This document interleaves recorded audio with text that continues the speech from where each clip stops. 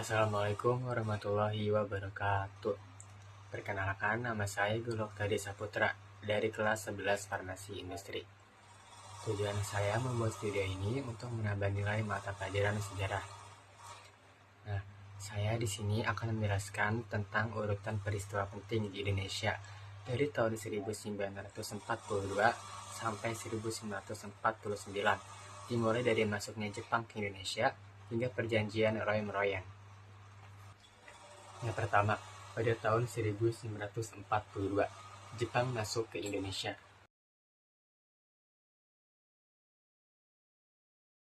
Pada tanggal 1 Maret 1942, pasukan Jepang mendarat di berbagai wilayah Indonesia, termasuk Jawa, Sumatera, dan Kalimantan. Pada tanggal 8 Maret 1942, Perjanjian Kalijati ditandatangani menandai berakhirnya kekuasaan Belanda, dimulainya pendudukan Jepang di Indonesia. Belanda menyerah tanpa syarat kepada Jepang di Kalijati, Subang, Jawa Barat. Indonesia berada pada saat itu di bawah pendudukan Jepang.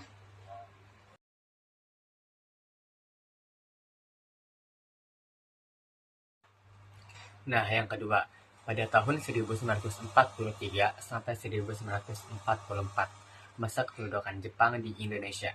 Jepang membentuk organisasi seperti PETA atau bisa disebut dengan Pembela Tanah Air dan Heiho. Nasionalisme Indonesia tumbuh di bawah pada pengawasan Jepang. Tokoh-tokohnya seperti Soekarno dan Hatta. Mereka berdua dimanfaatkan Jepang untuk menarik simpati rakyat.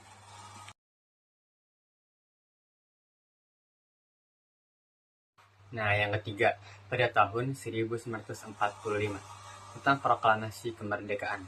Pada tanggal 6 dan 9 Agustus 1945, bom atom dijatuhkan di daerah Hiroshima dan Nagasaki, Jepang, oleh Amerika Serikat, menandai tentang kekalahan Jepang dalam Perang Dunia Kedua. Tanggal 15 Agustus 1945, Jepang menyerah kepada Sekutu. Pada tanggal 17 Agustus 1945, proklamasi kemerdekaan Indonesia dikumandangkan oleh Soekarno dan Hatta. Pada tanggal 18 Agustus 1945, PPKI mengesahkan Undang-Undang Dasar 1945 dan memilih Soekarno sebagai presiden dan Muhammad Hatta sebagai wakil presiden. Pada tanggal 29 Agustus 1945, PPKI dibubarkan dan digantikan oleh KMIP.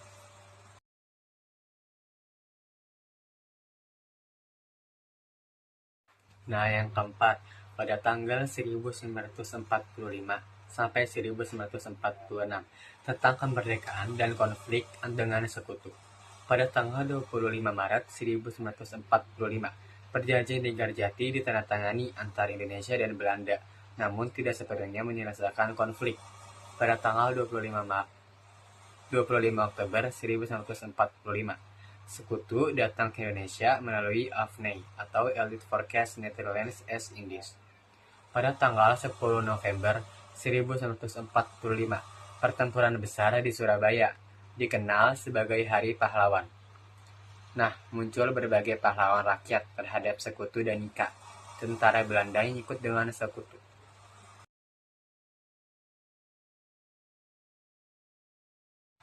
Nah, yang kelima, pada tahun 1947, tentang agresi militer Belanda 1. Tanggal 21 Juli 1947, Belanda melancarkan agresi militer 1 menyerang wilayah Republik Indonesia. Pada tanggal 4 Agustus 1947, gencatan senjata disepakati melalui tekanan internasional atau bisa disebut dengan PBB.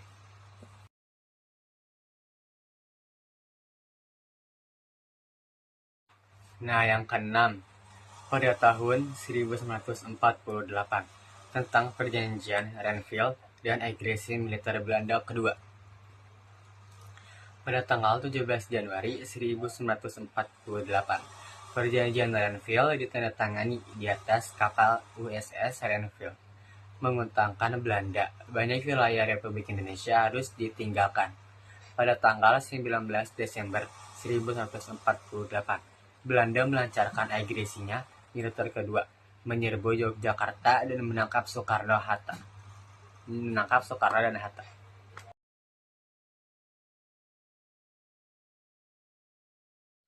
Nah, yang terakhir, pada tahun 1949 tentang Perjanjian Rem-Royan. Tanggal 7 Mei, Perjanjian Rem-Royan ditandatangani antara Indonesia dan Belanda yang berisi kesepakatan untuk mengembalikan pemerintahan Republik Indonesia ke Yogyakarta, menghentikan perang gerilya, dan menyelenggarakan konferensi Meja Bundar. Tanggal 24 Juni, pemerintah Republik Indonesia kembali ke Yogyakarta. Pada tanggal 1 Juli, pasukan Belanda mulai ditarik mundur dari Yogyakarta. Pada tanggal 3 Agustus, gencatan senjata dimulai di Jawa dan Sumatera. Pada tanggal 23 Agustus sampai 2 November, konferensi Meja Bundar diadakan di Den Haag, Belanda yang menghasilkan pengakuan kedaulatan Indonesia oleh Belanda. Nah, perjanjian ini membuka jalan konferensi Meja Bundar di Den Haag. Sekian dari saya. Jika ada kata-kata yang kurang jelas, mohon dimaafkan.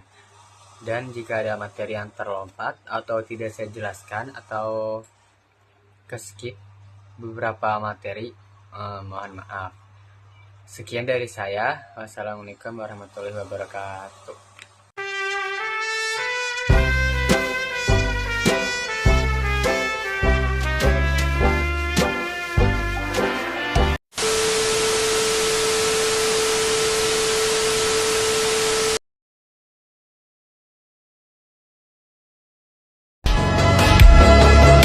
Saudara-saudara, rakyat jelata di seluruh Indonesia, terutama saudara-saudara penduduk kota Surabaya, kita semuanya telah mengetahui bahwa hari ini tentara Inggris telah menyebarkan pamflet-pamflet yang memberikan suatu ancaman kepada kita semua. Kita diwajibkan untuk dalam waktu yang mereka tentukan menyerahkan senjata-senjata yang telah kita rebut dari tangannya tentara Jepang. Saudara-saudara rakyat Surabaya, siaplah keadaan genting. Tetapi saya peringatkan sekali lagi, jangan mulai menembak. Baru kalau kita ditembak, maka kita akan ganti menyerang mereka itu. Kita tunjukkan bahwa kita ini adalah benar-benar orang yang ingin merdeka. Dan untuk kita, saudara-saudara, lebih baik kita hancur semua daripada tidak merdeka. Semua yang kita tetap merdeka atau mati.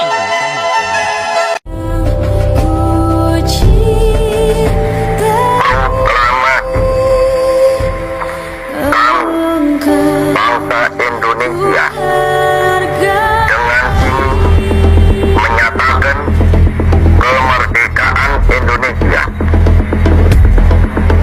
Hal-hal yang mengenai pemindahan kekuasaan dan lain-lain diselenggarakan dengan cara saksama dan dalam tempo yang sesingkat-singkatnya. Jakarta, 17 Agustus 1945, atas nama bangsa Indonesia, Soekarno, Hatta. Merdeka! Indonesia merdeka!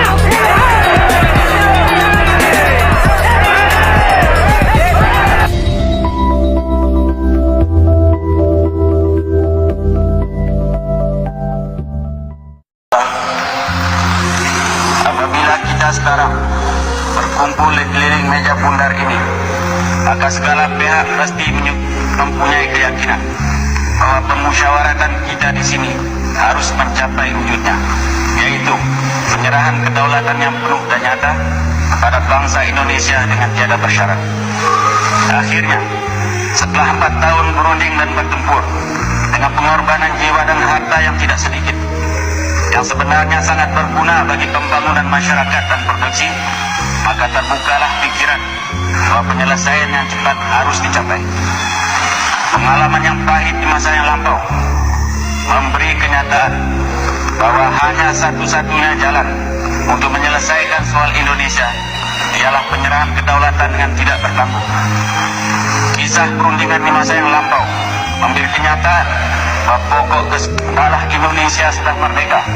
Republik Indonesia Serikat telah berdiri, diperlengkapi dengan kedaulatan yang penuh dan nyata. Ini adalah suatu tuntutan psikologi massa yang tak boleh kita abaikan. Suatu soal irasionalisme memang, tapi jangan disia-siakan. Tuan Ketua yang terhormat, saya berpendapat manal kita yang berunding di sini meja bundar ini dengan sungguh-sungguh mau mencari penyelesaian soal Indonesia yang akan berakhir dengan penyerahan kedaulatan yang penuh dan nyata dan tidak bersyarat, maka kita harus memusatkan minat kita terhadap kepentingan masa datang daripada bangsa kedua kita kedua belah pihak. Apabila pandangan kita dipusatkan ke situ, maka pertikaian paham amat akan kecil sekali dan maksud konferensi meja bundar ini akan lekas terselenggara. 4 tahun lamanya rakyat kita timbal balik hidup dalam persengketaan dengan merasa dendam dalam hati. 4 tahun lamanya kita berjuang dan berbunuh-bunuhan, mengorbankan jiwa dan harta dengan percuma. Marilah kita sekarang memulai sejarah baru di atas dasar damai dan kerjasama. Bangsa Indonesia dan bangsa Belanda kedua-duanya akan memperoleh bahagianya. Anak cucu kita, angkatan kemudian akan berterima kasih pada kita. Moga-moga Tuhan Yang Maha Kuasa memberkati pekerjaan kita pada konferensi meja bundar ini. Sekianlah dan terima kasih.